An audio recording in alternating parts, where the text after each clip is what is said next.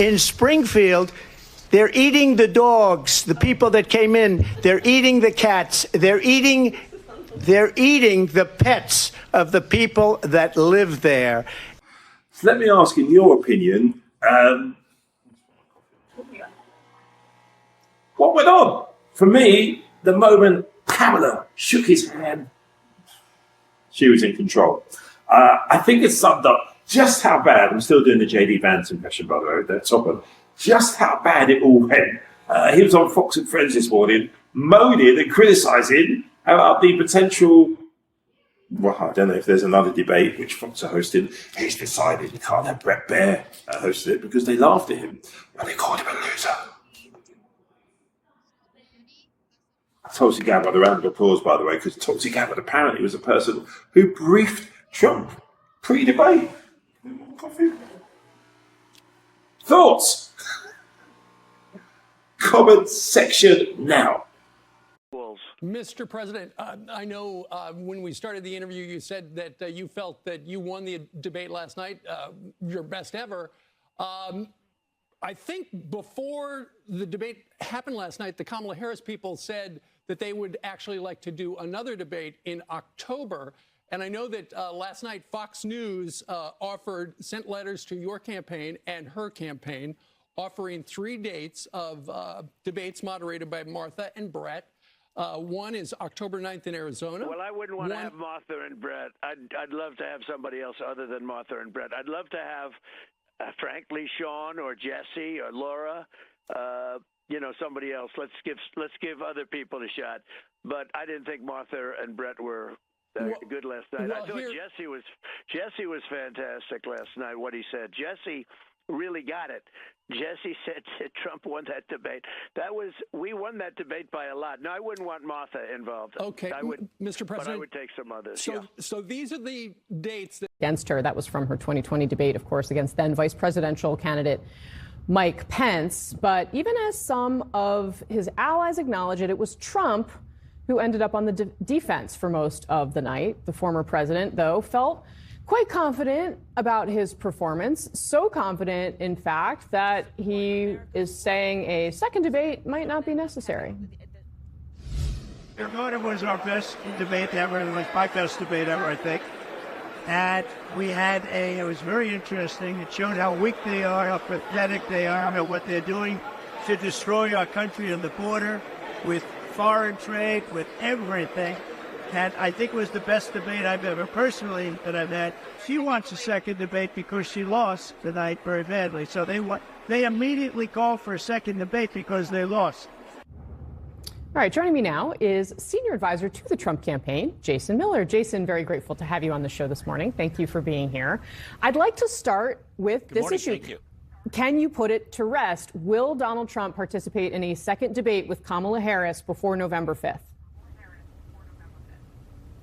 Well, Casey, I thought this was a bit perplexing because President Trump has already said that he is going to do 3 debates. We had the September 4th debate, which was going to be on Fox, and Kamala Harris was a no-show. We had last night, and President Trump already said that on September 25th, we would do a debate on NBC.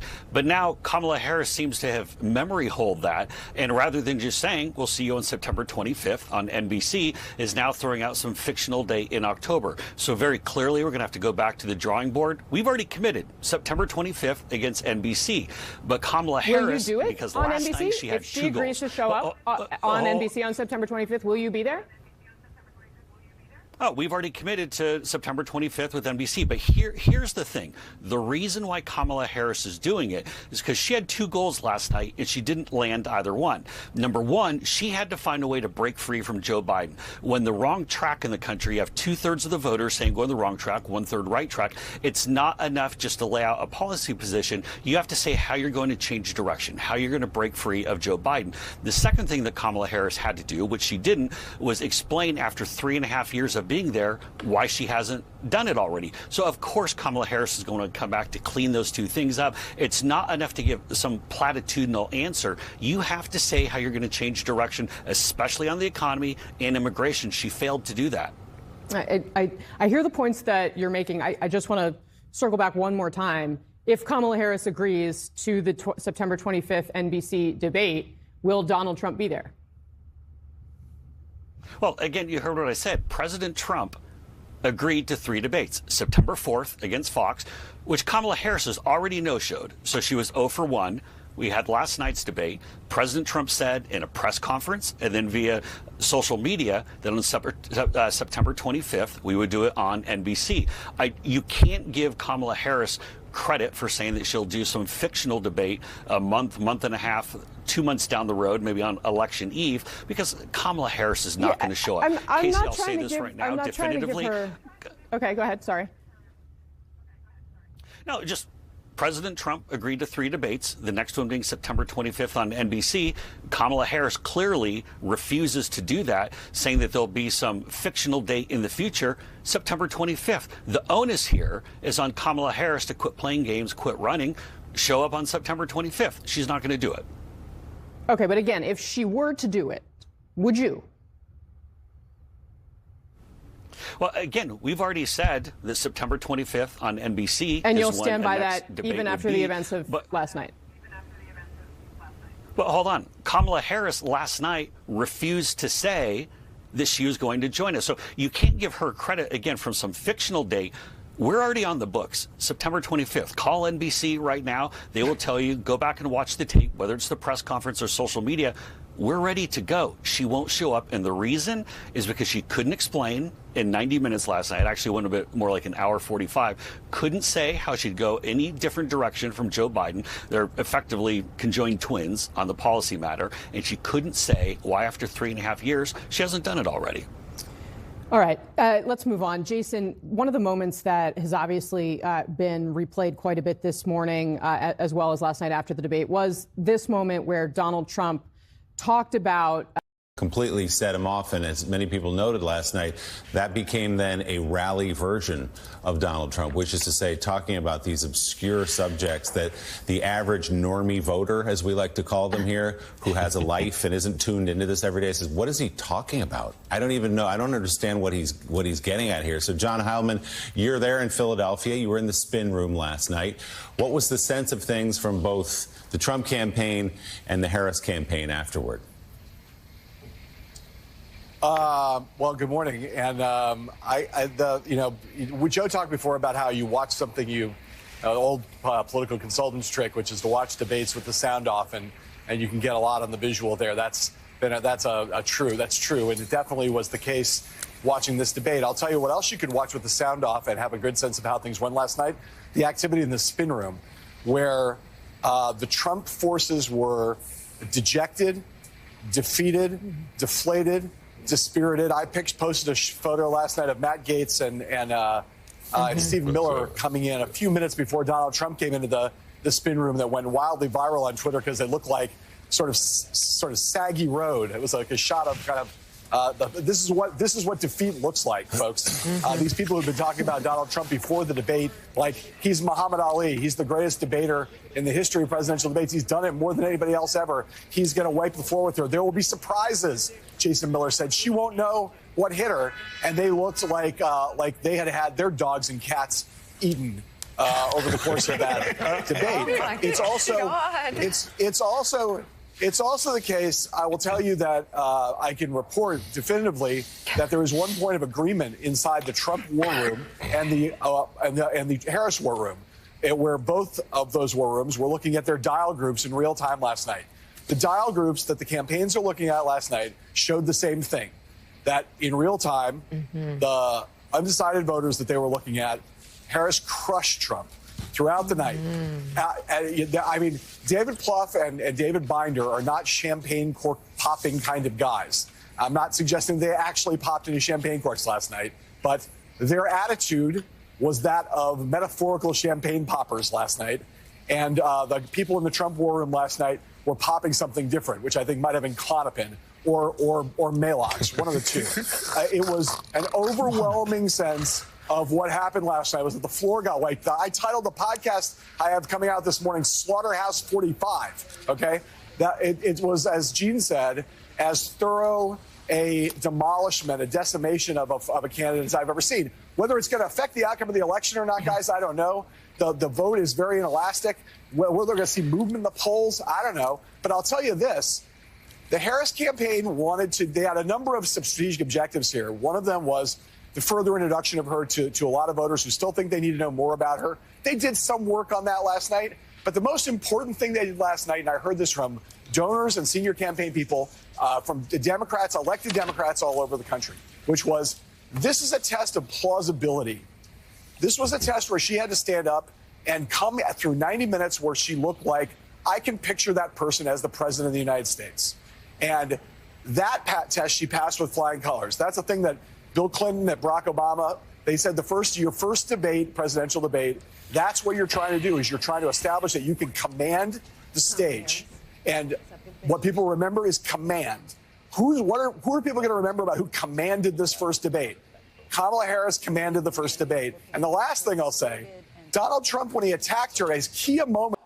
The funny thing is, you could almost see the way that some people are going to go with this debate just within the first few minutes by what was being shared on social media.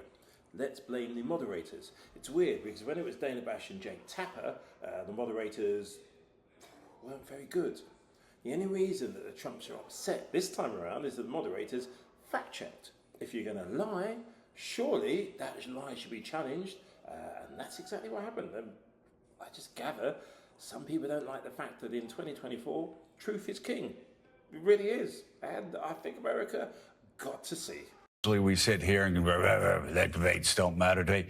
The last two debates have mattered a great deal. We'll see how it does impact voters. But initial word from both camps, the dial groups were overwhelmingly supportive of Harris. I will say, too, yesterday I talked about style. Most of these debates come down to style. Kamala Harris, and we'll keep talking about this on the other side of the break, I thought it was brilliant in the midst of all of that madness. She kept going back to issues that mattered the most to Americans as far as her framing. She talked about first-time homebuyers. She kept coming back to it. We have a tax break for first-time homebuyers. We're going to help you. And if you're a small business owner. And see, this is something that's so important because Democrats have always been painted as tax and spend Democrats. And you can talk about taxing billionaires and everything else, but that always has to be countered with what Kamala Harris is doing more effectively than any Democrat I've ever seen running on the national stage. And she's talking about we need tax cuts for small business owners. We need tax cuts for entrepreneurs. We need tax cuts for job creators. That message kept cutting through. And that's a message that cuts through in Wisconsin, in Michigan, in Pennsylvania, as well as in Georgia, North Carolina, Arizona, Nevada, with people on the edge going, well, is she a tax and spend Democrat? Wait a second, I've got a small business. I'll take the $50,000 tax break because I really need it, because I'm growing my business. I'm hiring customers. I'm hiring people. I'm getting more customers. And here you have somebody that's not saying, hey, small business owner, I'm from the government. Here are 12 more OSHA regulations. Right. I'm from the federal government. Here are 10 more new taxes. No, this is somebody saying, let me be president. Open things up for you. And I'm going to give you a break as a small business owner. And she didn't say it once. She kept going back to it over and over again. And that's an important thread that ran through this debate. We have a lot more ahead, but a lot has been talked about in terms of the coverage of these candidates. And I think at a moment like this, it's important to point out what we do here. The morning after Joe Biden's debate, we said it like it was. We all saw what we saw, and we didn't say anything otherwise than what we saw. It was brutal. He had a terrible night. Well, it was a very hard thing to do, but we did it because that was the truth. And we've known Biden a very long time, and I said he needed to consider leaving the race. The morning after. Morning after. So if you are trying to say anything but Kamala Harris was commanding in that debate, you're lying this morning. And you have to live with the fact that you're going to lose people. It doesn't work. People see what they see. And then they see lies about it. And so this will be a very stark, important moment in terms of watching coverage. And I'm just saying you have to say it like it is. We try our best to. And we've seen a really bad debate on the Democratic side. We also just saw a really good one. Still ahead on Morning Joe.